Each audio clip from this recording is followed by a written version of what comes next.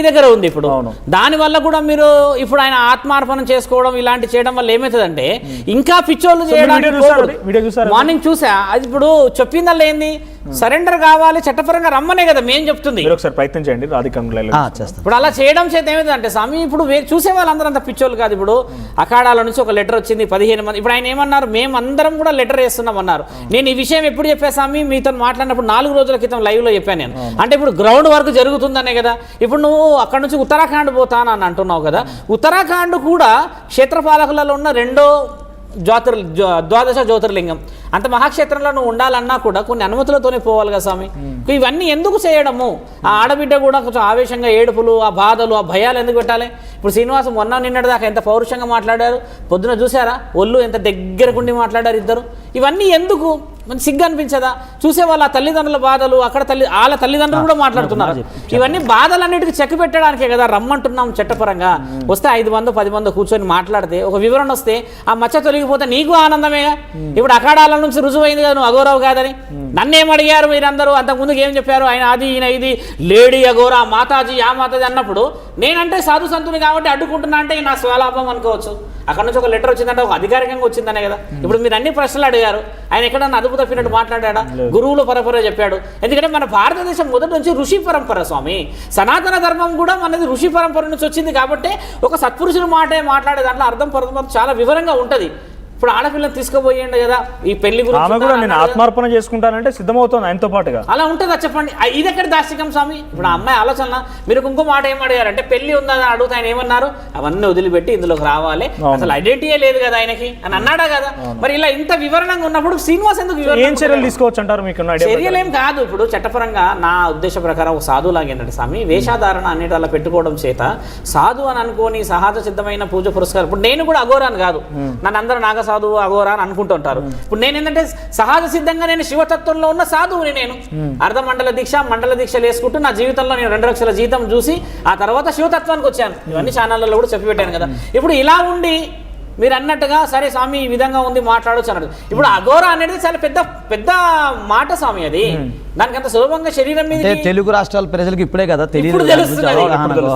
ఇప్పుడు ఈ వివరణ ఇంత డీప్ గా వస్తున్నారు. మీరు సంవత్సరం నుంచి వెనకాల ఉండి ఉండి ఉండి ఈ రోజు వస్తుందని శ్రీనివాస్ కూడా అనుకోలేరు కదా విత్ డాక్యుమెంట్. ఇప్పుడు శ్రీనివాస్ ఆయన చాలా తప్పులు చేశాడు సార్, మీకు తెలియదు కాదు. దాదాపు మనకు తెలిసినవి మనకు తెలిసిన జనరల్ లెక్క చెప్తాం మీకు కామన్గా. ఫస్ట్ వర్షిని సంబంధించి అదొక తప్పు. రెండోది వచ్చేసరికి అక్కడ చీటింగ్ చేయటం, 10 లక్షల రూపాయలు చీటింగ్ చేయటం. మూడోది వచ్చేసరికి ఈ అమ్మాయి ఇప్పుడు మేమంతా దాదాపు మీకు చాలాసేపు మాట్లాడిచ్చాను నేను. ఆమె అంటే రకరకాలుగా వేధించాలని నాకు కొన్ని చెప్పలేకపోయారు లైవ్లో. సో అదొకటి. ఇదే కాకుండా అక్కడ ఎన్టీపీఎస్ దగ్గర ఒక పోలీస్ అధికారిని దూషించడం బూతులతో. అక్కడ కూడా మీకు ఏంటంటే పోలీస్ అధికారులు కూడా కేసు పెట్టచ్చు.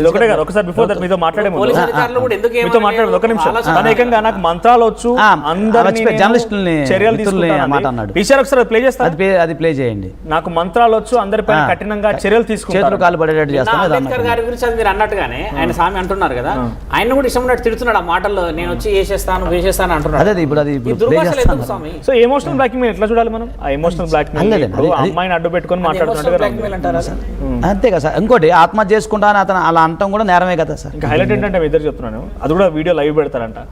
అదే అది కూడా నేరమే కదా. ఇప్పుడు ఉత్తరాఖండ్ నేను ట్యాగ్ చేస్తాను డీజీపీ గారు. ఉత్తరాఖండ్ డీజీపీ ట్యాగ్ చేస్తాను. ఆఫ్టర్ అదైన తర్వాత నేను తీసుకొని ట్యాగ్ చేసి క్షేత్రం నుంచి నేను కుదిరితే 2:30 తర్వాత మాట్లాడతా స్వామి అని అన్నారు.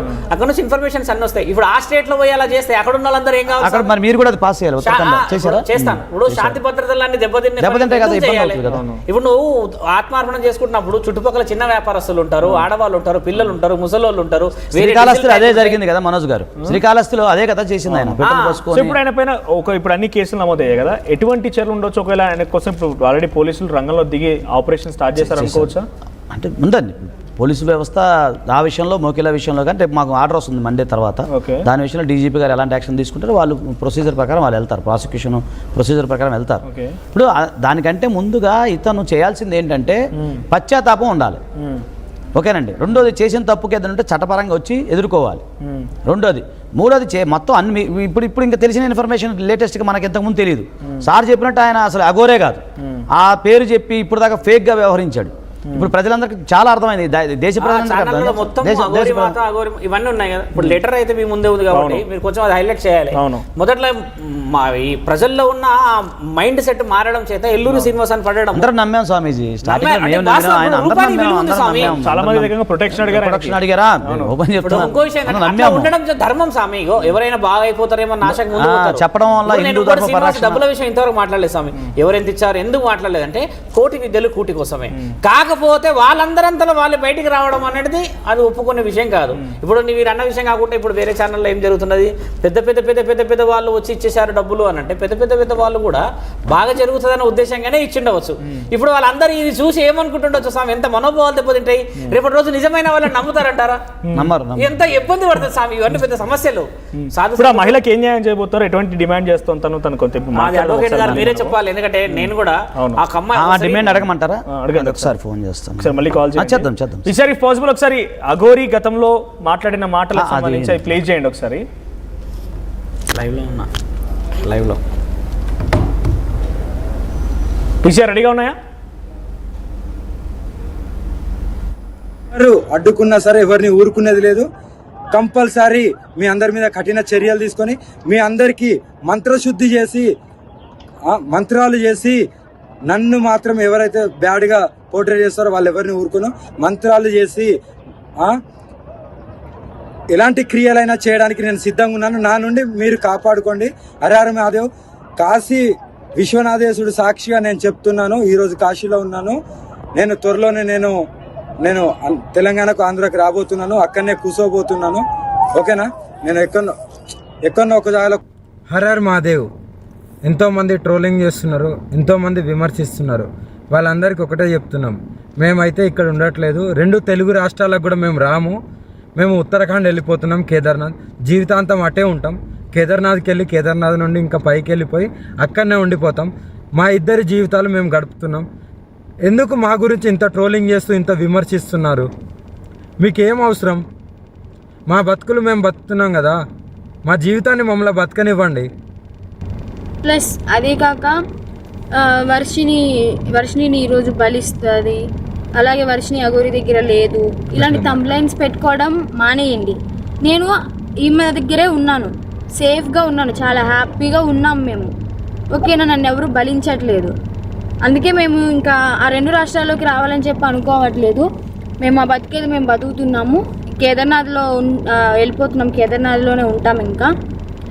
సో ఇంకా ఎందుకు ఛానల్స్ అన్నీ మీడియా వాళ్ళందరూ ఎందుకు మా మ్యాటర్ ఒక్కటే పట్టుకున్నారు? ఇంక దేశంలో ఏమీ లేవా? 2 తెలుగు రాష్ట్రాలలో ఏ మ్యాటర్స్ లేనట్టు మా మీదనే ట్రోలింగ్ చేస్తూ పదే మా న్యూస్నే వేస్తున్నారు. చెప్తున్నాం కదా, మా దగ్గరికి ఎవరన్నా వచ్చినా సరే చెప్పమ్మా, మా దగ్గరికి ఎవరు వచ్చినా సరే మేము మా ప్రాణాలు వదలడానికి కూడా సిద్ధంగా ఉన్నాము. వదిలేస్తామని ఫిక్స్ కూడా అయిపోయినాం. పెట్రోల్ కూడా రెడీగా ఉంది. మా బతుకులు మమ్మల్ని బతకనివ్వండి. మేము ఆ 2 తెలుగు రాష్ట్రాలకు రాము. జీవితంలో ఇంకెప్పుడు కూడా ఆ 2 తెలుగు రాష్ట్రాలకు రాబోము కూడా. మేము ఇటే ఉత్తరాఖండ్లోనే ఉంటాం, ఉత్తరాఖండ్లోనే ఉండిపోతాం కూడా. ఒకవేళ మమ్మల్ని విడదీయాలి అని చూసే వాళ్ళకి ఒక్కటే చెప్తున్నాము, మీకు మా ప్రాణాలు పోవడమే కావాలి అంటే ప్రజలకు కానీ ఎవరికైనా కానీ రాజకీయ వాళ్ళకి కానీ ఇప్పుడు కేసులు పెట్టిన వాళ్ళకి కానీ మా ప్రాణాలే కావాలి అంటే చెప్పండి, మేము ఇవ్వడానికి చేసుకోవడానికి సిద్ధంగా ఉన్నాము. 100% కాళీమాత మీద ఒట్టు ప్రాణదానం చేసుకోవడానికి కూడా ఉన్నాం. ఇప్పుడు మేము ఎప్పుడైతే మరణిస్తామో పెట్రోల్ పోసుకొని ఈ కార్తో సహా పోతాం కదా, అప్పుడు కూడా మళ్ళీ విమర్శించండి, అప్పుడు కూడా ట్రోలింగ్ చేసుకోండి. 2 ప్రాణాలు పోవడానికి, ప్రత్యేకంగా 2 ప్రాణాలు పోవడానికి ఎవరైతే ట్రోలింగ్ చేస్తున్నారో, ఎవరైతే విమర్శిస్తున్నారో, ఎవరైతే కేసులు పెడుతున్నారో, ఎవరైతే వ్యతిరేకంగా చూస్తున్నారో వాళ్ళందరికీ చెప్తున్నాము. దొంగ కేసులు పెట్టిన వాళ్ళకి కూడా చెప్తున్నాము, 2 ప్రాణాలు పోవడానికి మీరే కారణం. మీకు మా ప్రాణాలు పోతే మీకు ఆనందం అనిపిస్తుంది అంటే దానికి కూడా మేము సిద్ధంగా ఉన్నాము. త్వరలోనే ప్రాణాలు కూడా వదిలిపోతాం. ఎవరైనా మమ్మల్ని పట్టుకోవడానికి వచ్చినా, మా దగ్గరికి వచ్చినా సరే మా ప్రాణాలు వదలడానికి సిద్ధం. అలాగే అసత్య వాక్యాలు చేసే వాళ్ళు కూడా చెప్తున్నాము, ఇది ఆపితే బాగుంటుంది. ట్రోలింగ్స్ కూడా ఆపితే బాగుంటుంది. నేను ఈమె దగ్గర సేఫ్గా ఉన్నాను. మా బతుకు మమ్మల్ని బతకనివ్వండి. మేము బతుకుతున్నాం కదా, మేము మీ రాష్ట్రాలలో కూడా రాము కదా, ఎందుకు మమ్మల్ని బతకనియట్లేదు? మీరు 2 ప్రాణాలు కోల్పోతున్నారు, చూసుకోండి, జాగ్రత్త. రేపటి రోజున మీ ఇంట్లో వాళ్ళు కూడా ఉంటారు. మీడియాలో ఇంకా ఘోరంగా మా గురించి ఏదన్నా వస్తే మేము ప్రాణదహనం అయితే చేసేస్తాము. మేము కూడా ఓపిక ఎంతవరకు ఉండాలో అంతవరకే ఉంటుంది. మేము కూడా సహించలేకపోతున్నాము. ఏంటి అసలు ఆ మాటలు ఏంటి, ఆ కంప్లైంట్స్ ఏంటి, వాళ్ళు మీడియా ముందుకు వచ్చి ప్రెస్ మీటింగ్లు పెట్టి వాళ్ళు మాట్లాడే మాటలు చాలా అంటే చాలా ఘోరంగా ఉన్నాయి. మీరు అనుకుంటున్నారేమో కానీ వాళ్ళు అలాగే అంటారు చనిపోరని. 100% ఆ వీడియో కూడా మీకు పంపిస్తాను ఎలా మరణిస్తున్నాం అనేది. ఎవరైనా సరే మమ్మల్ని ఇప్పటికి కూడా మా న్యూస్ ఆపకపోతే మా బతికేది మేము బతుకుతున్నాం కదా. అక్కడైతే లేం కదా 2 రాష్ట్రాల్లో. మీకు మా వల్లే ఇబ్బంది కదా. మేము అక్కడ లేం కదా మీ కళ్ళ ముందు. కానీ మేము రాము కదా, మీకు అదే కావాలి కదా. మేము రాము 2 రాష్ట్రాలలో. మేమేదో ఉత్తరాఖండ్కి వెళ్ళి బతుకుతాము. ఇప్పటికి